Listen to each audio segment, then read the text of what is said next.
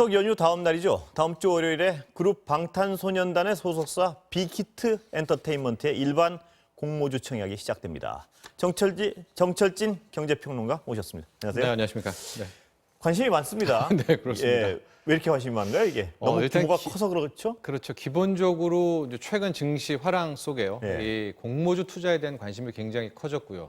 앞서 많았던 공모주주, SK바이오팜이라든가 카카오게임즈에서 어느 정도 큰 성과를 봤기 때문에 이제 그 다음에 남은 최대어 이 빅히트 엔터테인먼트에 관심이 쏠리는 것이고요. 예. 또 하나 빅히트 엔터테인먼트가 결국 이제 BTS 방탄소년단이기 때문에 우리가 주식을 잘 몰라도 방탄소년단은 잘 알고 있지 않습니까? 예. 그러니까 다시 한번 주식에 관심 없는 분들도 요번에 공모주 투자에는 좀 많은 관심을 갖고 있는 것 같은데요. 실제 이 빅히트의 상장일은요. 다음 주가 15일입니다. 예. 다다음 주인데 네. 이제 다음 주가 되는 연휴가 끝난 5일과 6일 양일간 이제 공모주 청약을 받게 되고 예. 과연 이제 얼마나 많은 돈이 몰리고 또 예. 어느 정도의 경쟁률이 나올까가 큰 관심이 됩니다. 자, 13만 5천 원인가요? 네. 네. 왜 비싸다 싸다 왜 많이 나오는 건가요? 일단은 이제 진짜 훅 들어가네. 공모가도 밴드를 정해놓고 예. 이제 기관 투자자들, 큰 손들한테 태핑을 이렇게 받는데 그 밴드의 가장 비싼 공모가가 정해졌습니다. 그러니까 기관 투자자들도 빅히트 엔터테인먼트의 성장성을 일단은 높게 봤다. 평가한다. 이렇게 봤을 수가 있을 것 같습니다. 근데, 그런데 앞서 말한 것처럼 이제 마음에 하나 이제 공모가가 정해지고 그날 시초가로 해서 가격이 이제 쭉 벌쳐지게 되는데 이제 공모가대로만 올라간다고 하더라도 이게 지금 사이즈가 거의 LG U 플러스급으로 이제 이게 시총이 나오게 되는 것이거든요. 예. 그리고 한번 우리가 첫내 더블이라고 하죠. 예. 이 공모가 대비 2배만 가게 되더라도 바로 코스피에 한 15위권, 아하, 14위권 내에 어마어마하군요. 빅히트 엔터테인먼트가 들어가고 있기 때문에 예. 실은 상장 열기 외에도 관심이 뜨거운 것이고요. 근데 방금 예. 말씀하셨지만 LG U 플러스 비슷하다 그러셨잖아요. 네네. 근데 시총 규모가 그렇게 나오게 되죠. 그게 13만 5천 원 선이 네네. 되면요. 그렇게 해서 상장되면요. 네. 매출액은 LG U 플러스가 지금 이 빅히트 엔터테인먼트 20배. 그렇죠. 네. 그럼 이게 좀 그냥 상식적으로 좀 높은 거 아니냐? 이건 어떻게? 그렇습니다. 이제 일종의 고평가 논란인 것인데요. 예. 말씀하신 대로 빅히트 엔터테인먼트의 매출액은 2천억, 3천억 예. 이런 수준이고요. 그러니까 실질적으로 이번에 이 공모가는 매출액이라든가 현 상태의 영업이익 순이익으로 평가된 것은 아니라는 걸 알 수 있습니다. 예. 그래서 주가 수익 비율 대신에 이제 퍼 대신에 EV, EBITDA 방식과 굉장히 복잡한데요. 아주 쉽게 말씀드리면은 이제 이런 겁니다. 이제 가령 어떤 밸류에이션이 있다고 쳐요. 그래서 우리가 PER 주가 수익 비율이 현 수익으로 이 주가를 설명하는 게 20배다. 만약에 예를 든 겁니다. 그렇게 하면 현 수익으로 20년을 벌어야 이제 이 주가를 설명한다라는 건데 이런 엔터주라든가 성장성이 큰 건 현 수익으로는 20년이지만 그 다음에 수익이 2배가 되면 10년으로 또 줄어들고요. 이게 수익이 또 2배가 되면 그냥 떨어들기 때문에 이렇게 좀 성장성을 많이 부여하는 방식이 됐고 그래서 이제 이렇게 13만 5천 원이라는 상당히 높은 그런 공모가가 형성이 그렇다면 이제 공모가에서 어떻게 움직이느냐는 봐야겠지만요. 네. 이 가격의 향후 추이는 사람들이 네. 이 회사의 미래에 대해서 어떤 기대를 가지고 있느냐에 따라 결정되겠군요. 그러니까. 그렇습니다. 일단 순서를 좀 말씀을 드리면은 공모주 청약을 해야 되니까 돈을 넣어야 되잖아요. 그러니까 5일, 6일 날 넣어야 되는데 이제 여기서도 좀 이게 참 굉장히 관심이 커지는 게 현재 대한민국에서 가장 뜨거웠던 IT 버블 때 나왔던 공모주 청약 경쟁률이 3,000대 1이 있었었거든요. 근데 지난번 카카오 게임즈가 약 1,500대 1이었잖아요. 근데 카카오 게임즈는 공모가가 2만 원대였단 말이죠.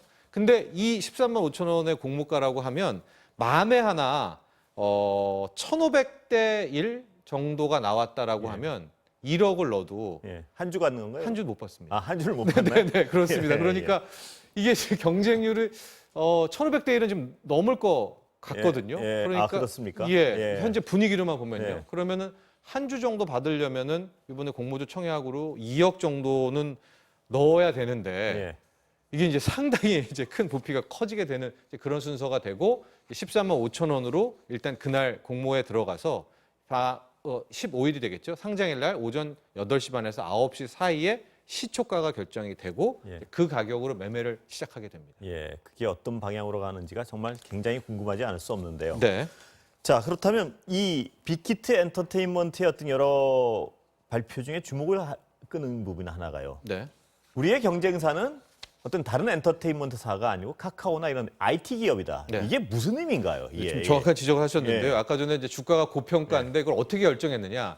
이제 관련 기업들과 맞춰서 그 밸류에이션을 정하는데요. 이번에 빅히트 엔터테인먼트는 말씀하신 대로 뭐 네이버라든가 카카오의 그 밸류에이션 가치를 도용해 가지고 이번 주가가 공모가가 산정됐단 말이죠. 그래서 예. 그 이유를 뭐 어떻게 회사는 설명하고 있느냐? 실질적으로 단순히 엔터테인먼트 회사가 아니라 나아가서 온라인 엔터 플랫폼 회사다 하고 실질적으로 이제 위버스라는 팬덤 플랫폼이 있거든요. 예. 모바일로 들어가서 그 위버스에서 뭐 굿즈도 사고 소통도 하고 그런 건데 지금 빅히트 엔터테인먼트가 최근에 IT 인력들을 거의 대거 예. 블랙홀처럼 빨아들이고 있습니다. 예. 그러니까 방시혁 대표도 빅히트 엔터테인먼트를 이제 BTS로 운영된 이 회사 외에 별도로 아까 말한 위버스처럼 엔터 플랫폼 혹은 뭐 팬덤 플랫폼을 통해서 그러니까 엔터테인먼트 업계의 뭐 아마존 같은 네. 이제 그런 꿈을 꾸고 있는 것이고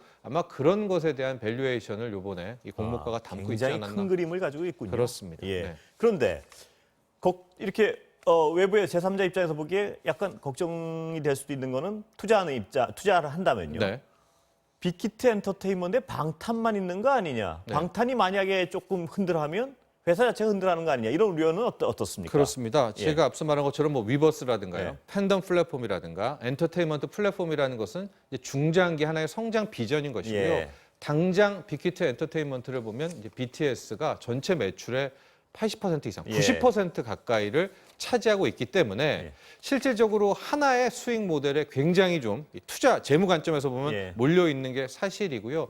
또 하나가 이제 BTS가 이제 군대 문제가 아직 남아 있지 예. 않습니까? 예. 이렇게 될 경우에는 과연 현재 이제 매출들을 유지할 수 있는가? 이제 이런 것들이 전문가들이 제시하고 있는 또 하나 이제 이슈이기도 하고 투자 위험성이군요. 일종의 그 그렇죠. 부분은. 예. 그런 차원에서라면 이제 방시혁 대표나 빅히트 엔터테인먼트도 그 외에 또 하나의 수익원, 수익 모델을 통하여 항구적인, 영속적인 이 수익과 매출이 발생하고 있다라는 비전 제시를 예. 이제 할 필요가 분명히 있다. 왜냐하면 기업이라는 게요, 특히 상장된 기업은 영속성이 중요한 것이고요. 예. 매출이든 수익성이든 기본적으로 이제 베이스를 까는 꾸준한 것들이 필요한 대목이 분명히 있거든요. 예. 그래서 이제 상장은 이렇게 뭐 뜨거운 열기로 됐지만 이후의 주가 흐름을 위해서는 그런 어떤 수익 모델을 분명히 투자자들에게 제시해야 되지 않나 보입니다. 다른 얘기로 넘어가기 전에 혹시 네.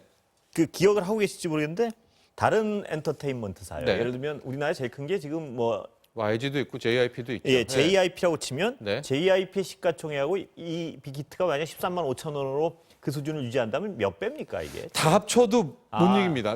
예. 현재 엔터 기업 다 합쳐도 예. 지금 이 공모가로 그대로 상장됐을 때 빅히트 엔터테인먼트를 나머지 따라잡지 다그 빅3를 다 합쳐도 네, 예, 못 따라가고요. 아까 말씀드렸지만 만에 하나 이제 그 시초가는 공모가의 90%에서 즉 마이너스 10% 떨어질 수도 있고요. 예. 최대 이제 200% 더블이죠. 예. 두 배에서 이제 이 거래가 시작될 수가 있는데 이제 더블로 시작이 되게 된다면은 말씀드렸듯이 바로 시총 이제 예. 12위권으로 들어갈 수가 있는 이제 그 정도로 이제 사이즈가 큽니다. 예, 다른 얘기 좀 네. 여쭤보겠습니다. 양도세 말입니다. 주식 네. 거래 3억 원이면 대주주 기준으로 된다. 바꿨는데 네. 논란이 거센 것 같습니다. 그렇습니다. 뭡니까 이게? 예, 이게 이제 주식에 아까 또 하나 화제가 공모주 투자였다면 이 이슈가 정말로 지금 예. 뜨거운데요. 이제 그 동안에 우리나라는 주식 투자에서 번 소득에 대해서는 이제 세금이 없죠. 양도세가 없고 이제 앞서 말한 것처럼 연간 5천만 원 이상 매기는 것도 2023년부터 매기게 됩니다. 그런데 일반 투자와는 다르게 대주주 그러니까 어떤 한 기업에 있어서 상당의 지분을 갖고 있는 대주주에게는 양도세를 계속 예. 매겨왔거든요. 근데 이제 이 기준이 2018년에는 15억이었었고요. 예. 이게 이제 10억이 현재는 10억 원인데 내년부터는 앞서 말한 것처럼 3억 원으로 종목당 3억입니다. 그러니까 연말 기준에서 주주 명부에 있을 때 어떤 한 기업에 3억 이상을 들고 있으면 이 사람은 대주주. 그게 즉, 가족 합산이죠. 근데 예, 게다가 이게 개인이 아닙니다. 배우자하고 예. 직계 존속이에요. 그러니까 예. 이게 다 넘어서는 물어봐야 사람이 꽤 됩니다. 될수 있단 예, 말이죠? 가족을 다 물어봐야 되는데 예.